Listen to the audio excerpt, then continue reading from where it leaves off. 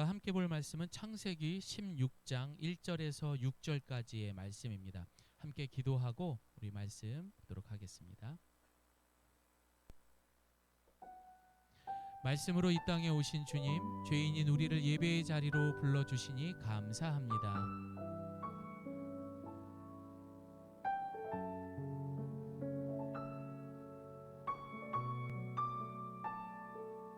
예수님의 이름으로 기도드립니다. 아멘. 우리 함께 말씀 보겠습니다. 창세기 44번째죠. 그리고 오늘 주신 6절까지의 말씀 함께 봅니다. 아브라함의 아내 사레는 출산하지 못하였고 그에게 한 여종이 있으니 애굽 사람이요 이름은 하갈이라.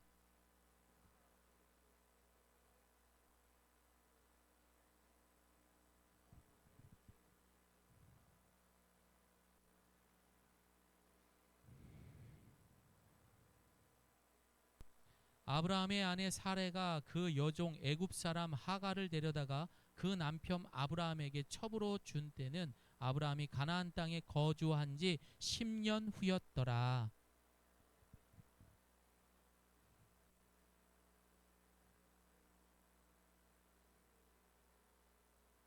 사레가 아브라함에게 이르되 내가 받는 모욕은 당신이 받아야 옳도다. 내가 나의 여종을 당신의 품에 두었거늘 그가 자기의 임신함을 알고 나를 멸시하니 당신과 나 사이에 여호와께서 판단하시기를 원하노라. 함께합니다.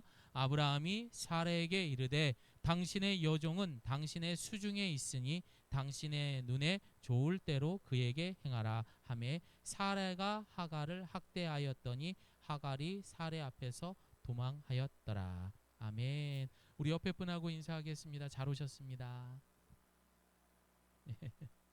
예, 예. 저희가 지금 토요일마다 이제 고래 임직을 받으시는 분들과 또 전교인 대상으로 해서 다시 만나는 예가교회 학습을 하고 있는데 어제 결석하신 분들 왜 웃으세요? 어제 결석하셨나 보다. 그래서 보충 수업을 반드시 하도록 하겠습니다. 예, 해야만 됩니다, 여러분들. 제가 너무 사랑하기 때문에 해야 됩니다. 꼭 하셔야 됩니다. 그러니까 그렇게 알고 계시고요. 여러분 이렇게 보면은요, 크고 굵직한 기도를 5만 번이나 응답받았다라는 조지 뮬러라는 고아의 아버지. 여러분 이분이 이런 말씀을 하셨어요. 우리 함께 읽어볼까요? 시작. 믿음은 가능성에 작동하지 않는다. 인간적으로 가능한 일에서는 하나님께 영광이 돌려지지 않는다. 믿음은 사람의 능력이 끝나는 곳에서 시작된다. 그렇습니다, 여러분. 그래서 우리 하나님은요, 성경을 통해서 거두절미하게 말씀하십니다. 나를 믿으라. 뭐라고요? 나를 믿으라. 믿기만 하면 됩니다. 믿기만 하면 됩니다. 왜 그렇습니까? 누구보다도 우리가 나약한 존재라는 것을 우리 주님께서는 잘 알고 계시기 때문입니다. 여러분, 창세 태초에 하나님께서 세상을 창조하신 이후에 죄가 들어오게 됩니다. 그 죄가 들어온 이후에 우리가 사랑하는 것, 사랑 온전할까요? 그리고 용서 온전할까요? 우정 온전할까요? 화해, 행복, 이 모든 것들이 죄가 들어온 이래에 온전할까요?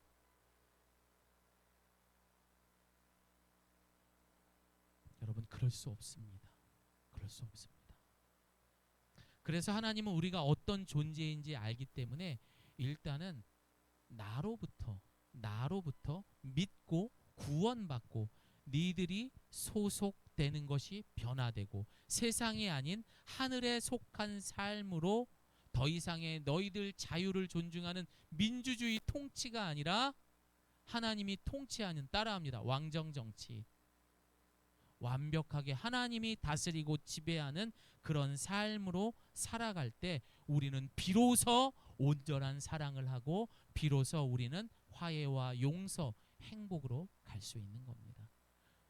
여러분 진짜 사랑을 하고 싶습니까? 진짜 멋있는 부모가 되고 싶습니까? 진짜 멋있는 가정을 이루고 싶습니까? 그럼 먼저 믿으시기를 바랍니다. 언약을 이루기까지 우리는 우리의 믿음을 늘 점검할 필요가 있습니다. 그래서 하나님께서는 끊임없이 우리에게 믿음의 테스트를 허락하고 계셨던 거예요. 오직 그 믿음만이 온전한 믿음과 삶이 일치할 수 있는 마치 아브라함처럼 성숙한 성도가 되는 것입니다. 하나님은 여러분 하나님의 특성이 있습니다. 그 특성은 무엇이냐? 다 알면서도요 용서해 주세요. 그리고 사랑해 주시는 하나님입니다. 사람의 특성은 무엇일까요? 다 알면서도 죄를 짓습니다. 예, 알면서도 죄를 짓습니다. 자, 저를 따라해 봅니다. 나는 반복된 죄를 짓습니다. 또 한번 따라합니다. 나는 완벽하지 않습니다.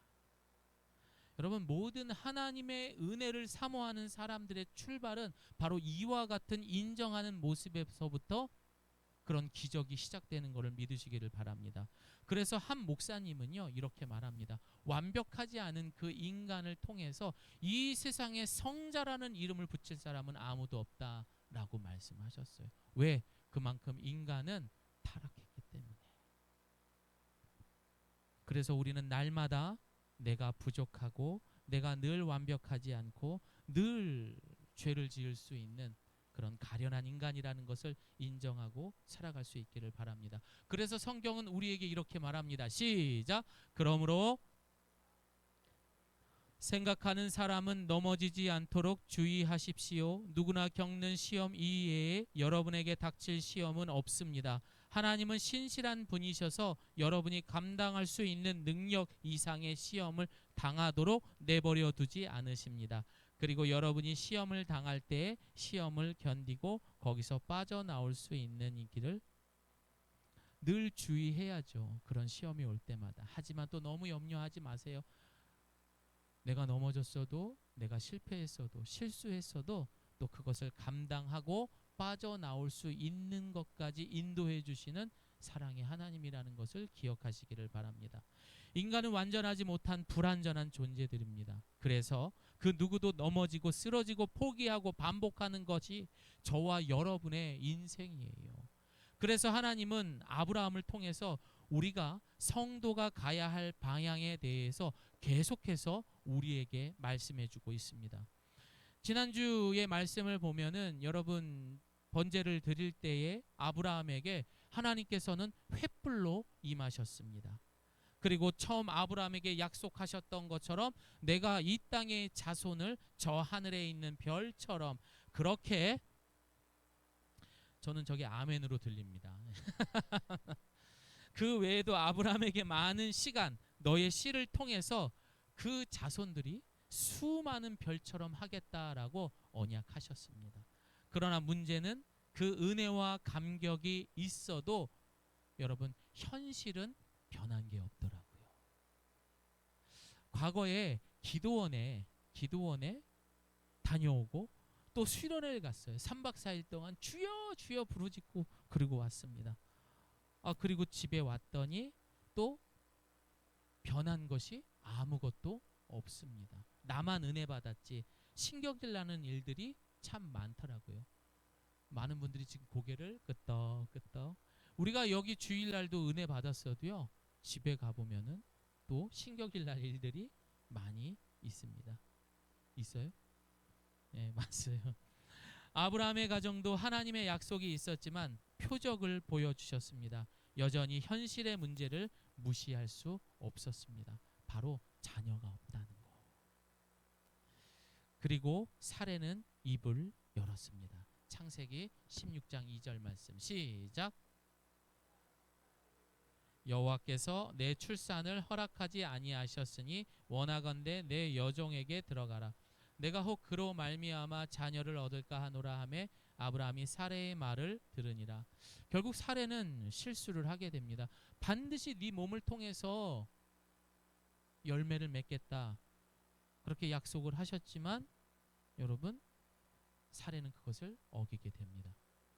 그런데 더 나쁜 인간이 있었습니다. 그건 누굽니까? 바로 남편이죠. 아브라함이었습니다. 사실 아브라함도 그 전에 뭐라고 우리의 자손이 없으니까 나의 그런 신뢰할 만한 종에게 이 모든 것들을 유산을 전해줘야 되지 않을까, 그런 편법들을 생각을 했었습니다.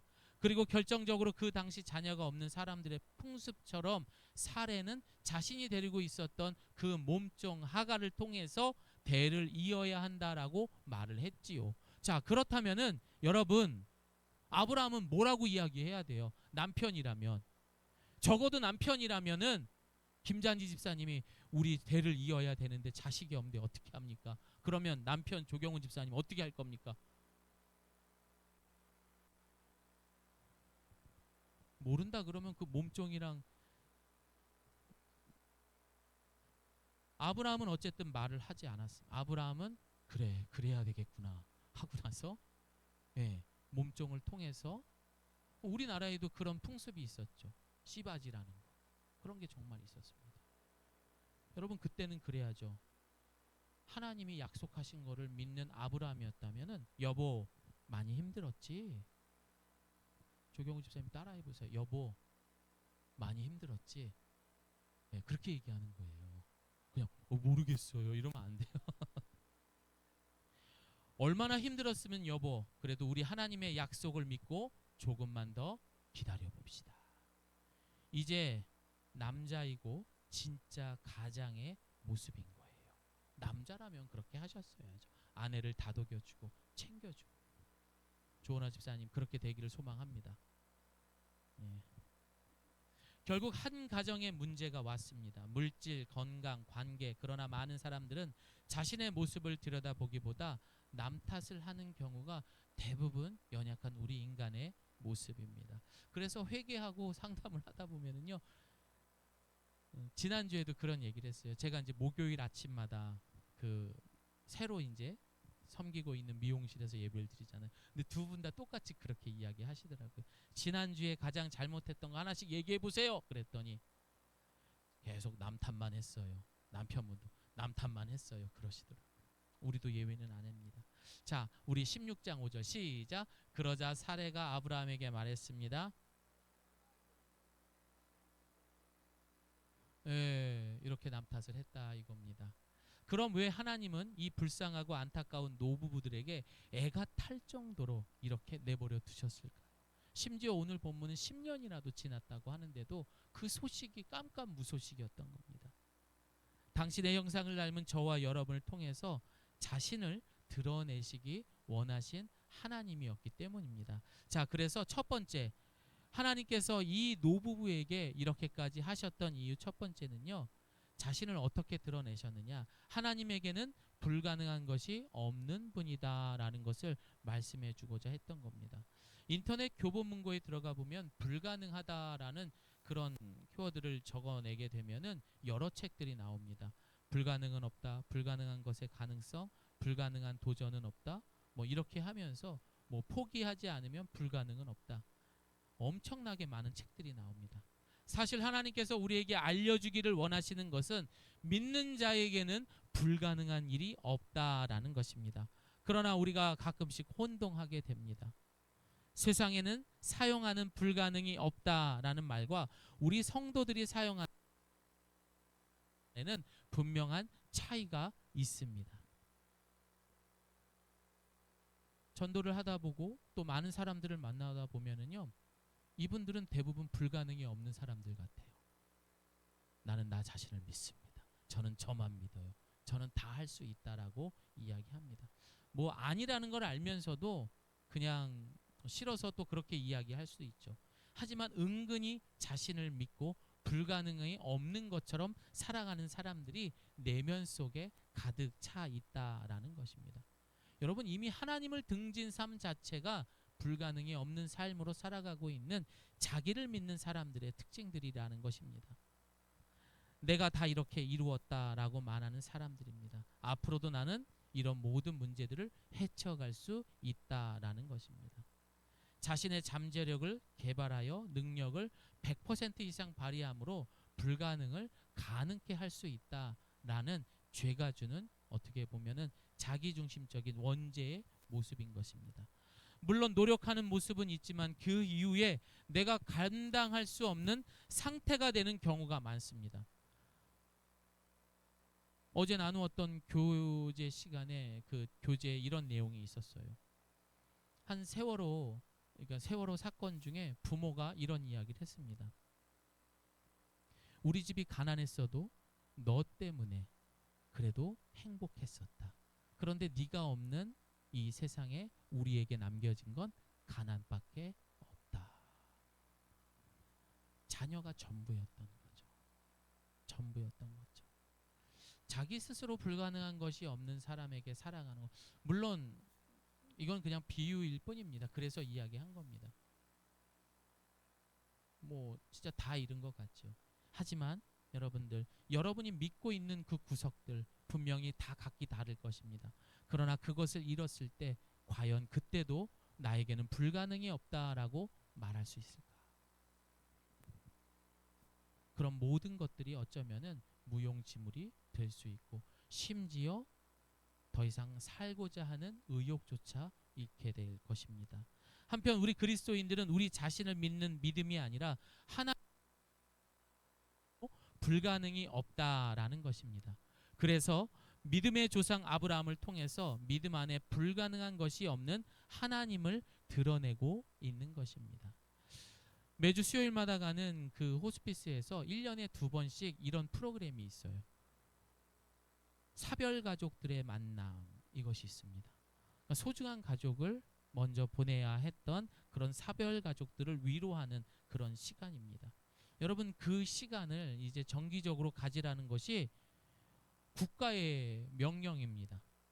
그게 내려와요. 그래서 그걸 하고 있는지 안 하는지 보고서를 써내야 되더라고요. 그래서 이번에 11월 달에 또 있다고 연락을 받았어요. 그래서 또 준비해서 가야 됩니다. 그런데 여러분, 그 시간에 제일 많이 하는 게 뭔 줄 아세요? 소중한 것을 잃은 그 분들에게, 사별 가족들에게 제일 많이 하는 시간은 뭔지 아십니까? 바로 예수님의 이야기입니다. 예배를 가장 우선으로 드리고 있었다라는 것입니다. 종교적인 만남을 통해서 치유하는 경우가 가장 크다라는 것을 알 수가 있었습니다. 그러나 대부분 예배를 하는 경우가 많지요.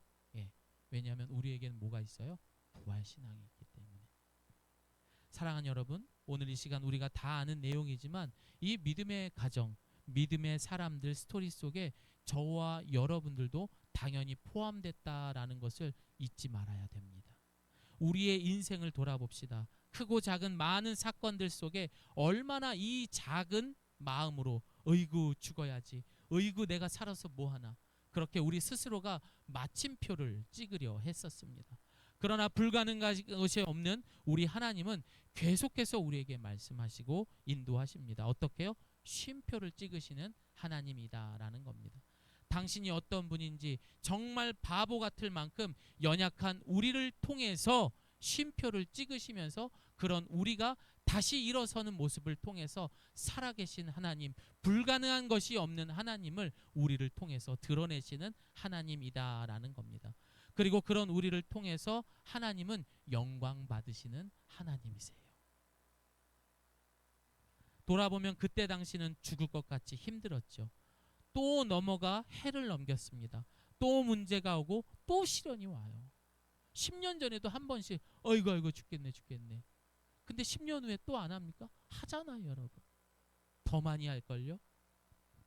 그래서 오늘까지 왔는데 여전히 우리는 이 고난에서 세상의 모든 고난을 다 짊어가듯 괴로워하며 살아가고 있습니다.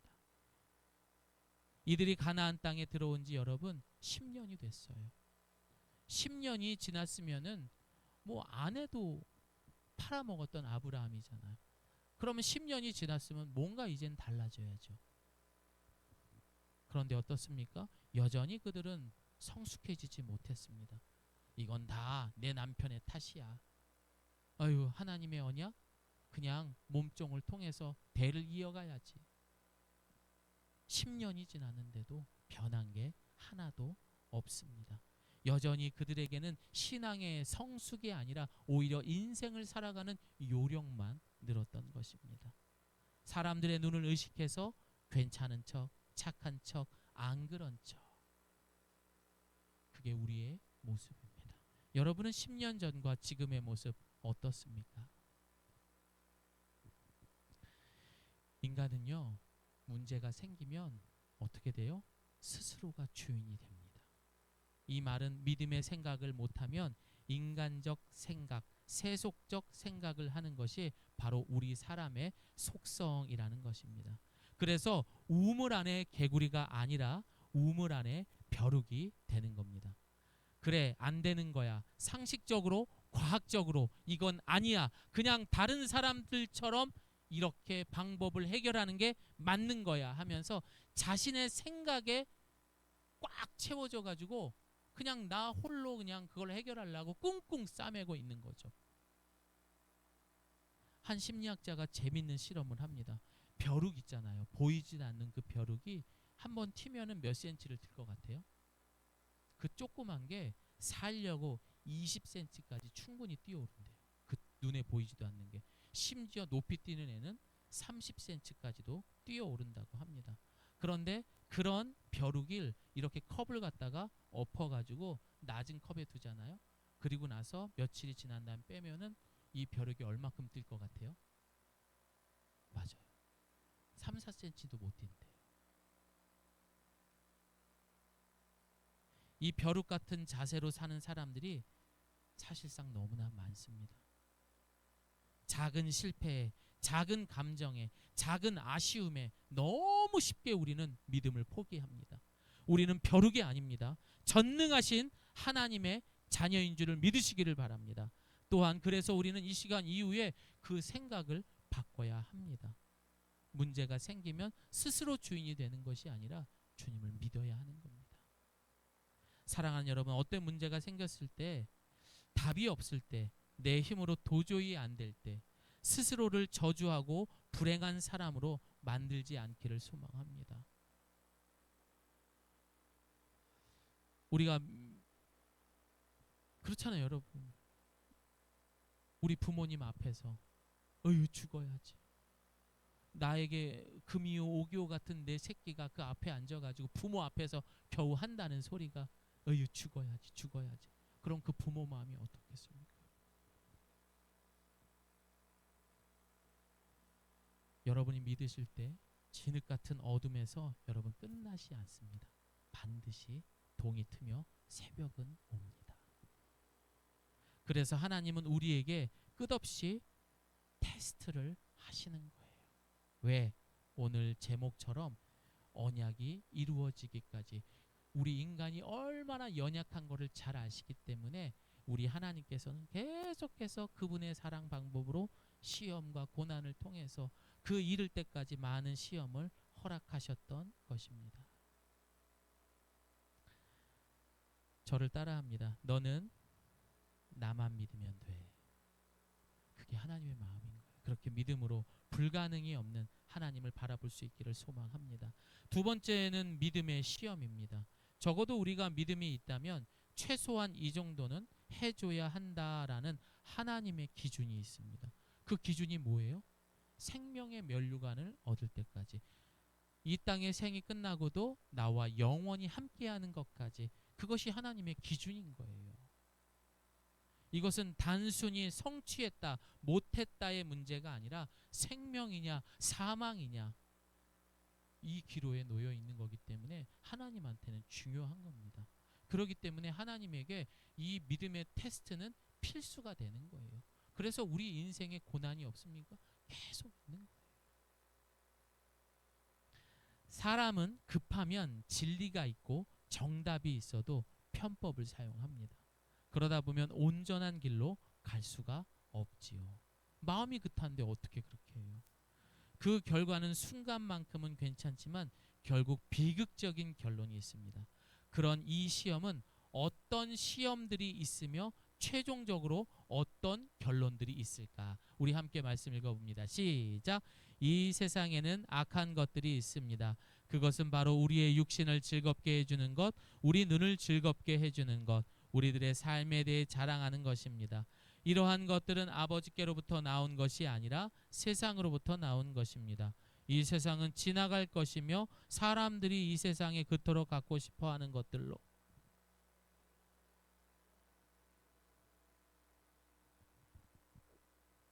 그래서 우리는 이 시험에 대해서 좀 알아야 됩니다. 모든 시험은요, 물론 그 시험 위에는 하나님이 계십니다. 하지만 사탄을 통해서 오게 됩니다. 그러나 이런 시험이 와도 우리는 하나님 방법대로 살고자 노력할 때 하나님은 우리에게 힘 주시고 능력을 주시고 최후 승리까지 인도하시는 하나님이십니다. 다시 말해 사탄의 시험은 결국 누구에게도 시험 당하지 않는 하나님으로부터 시작된 거예요. 왜냐하면 예수님께서도 세례를 받으시고 40일 금식하시고 어디 가셨어요? 광야로 가셨죠. 사탄에게 3번이나 시험 받으셨고, 그리고 욥은 전 재산과 자녀를 잃었는데 역시 사탄의 시험에서 비롯된 것입니다. 이로써 시험은 사탄에게서 온 것으로 하나님께서는 사람을 시험하지 않으신다라는 것을 볼 수가 있습니다. 사람을 시험하는 것이 아니라, 그래서 우리는 연단하고 그 언약에 훈련하시고 테스트하시는 하나님입니다. 왜 그렇습니까? 함께 읽습니다. 시작. 사람이 시험을 받을 때 내가 하나님께 시험을 받는다 하지 말지니 하나님은 악에게 시험을 받지도 아니하시고 친히 아무도 시험하지 아니하시니라. 우리 하나님이 이런 하나님이세요. 그러나 그 시험 위에 계신 주님은 반드시 목적과 이유, 심지어 내가 감당할 수 있는 시험으로 우리를 연단하고 결국 영원히 자신의 백성과 함께 하고자 하는 하나님의 큰 창조의 목적과 계획을 오늘 이 아브라함과 사레의 시험을 통해서 보여주고 있는 것입니다. 우리 함께 말씀 읽어봅니다. 시작. 여러분이 아는 모든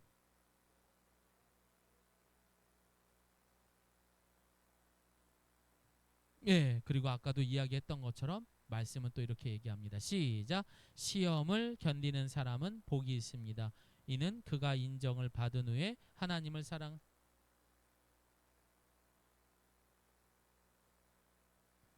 사탄이 주는 시험은 우리를 멸망하는 겁니다. 하지만 하나님께서 우리에게 주시는 그 테스트와 훈련은 생명의 면류관, 복을 위해서인 겁니다. 사랑하는 여러분, 시험은 반드시 우리의 삶에 아주 가까이 있습니다. 내가 믿음이 성장할 때 사탄은 반드시 우리 육신을 즐겁게 해주는 것, 우리의 눈을 즐겁게 해주는 것이라고 말했고, 또한 우리들의 삶에 대해 자랑하는 것들에 대해 덫을 놓는다라고 말합니다. 고린도전서 10장 13절 함께 읽습니다. 시작. 그러나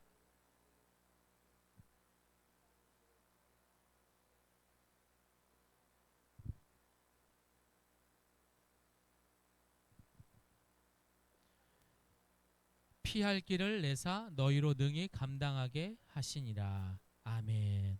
그렇습니다. 이게 하나님의 방법이고 또 우리가 받을 만한 시험을 주시고 고난을 주시는 거니까 여러분 당황하지 마시고 믿음으로 그 하나님을 바라볼 수 있기를 바랍니다. 또한 인내하시기를 소망합니다. 끝으로 하나님은 성경을 통해 특별히 인간을 향한 구속사적 관점에 태가 끊긴 사례의 몸을 통해서 새 생명이 태어나는 기적을 보여주십니다. 여러분, 예수님도 성령을 통해서 이 땅에 오시는 사건이 있습니다. 그러나 많은 사람들은 믿지 않았었죠. 이 말도 안 되는 사건 속에 불가능한 것이 없는 하나님의 구속사적 사건을 믿게 하시는 일을 이 사건을 통해서 미리 보여주기 위해서도 였던 것입니다. 이제 말씀을 마무리합니다. 사랑하는 여러분, 지난 한 주간 어떻게 지나셨습니까? 재밌는 이야기 하나 해드리겠습니다.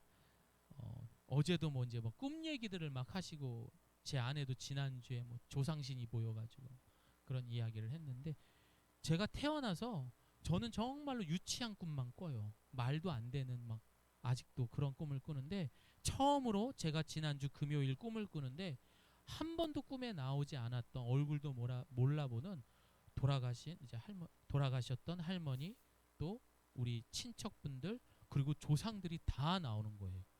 그리고 저랑 단체 사진을 다 찍은 거예요. 그 사람의 수가 어마어마한 거예요, 진짜. 그래서 제가 저희 친할머니니까 앞에 이렇게 앉히고, 그러고서 이렇게 사진을 찍고. 여러분, 이 꿈이 어떤 꿈이에요? 여러분이라면 어떻게 하실 것 같아요? 예? 아, 요셉한테 물어봐요. 역시 아멘. 참 부끄럽지만 목사가 구구를 돌려봤습니다. 조상신이 나왔다. 회개했어요. 바로 회개했습니다. 그리고 나서 이번 주 계속 생각해. 야, 이거 복권 사야 되는 거 아니야? 이게 엄청난 꿈이래요. 그래서 이거를 이제 어떻게 하지 하고선 하나님 앞에 기도했어요. 되게 부끄럽더라고요. 그래도 목사인데 이게 진짜 이게 뭐야 이게. 아직도 난 여기 나는 안 됐구나 이제 그러고 있었죠. 그리고 난 다음에 제가 이제 그 꿈을 꾸고 난 다음에 최종적으로 이제 원고를 정리하면서 그 꿈에 대한 해석을 이렇게 했습니다.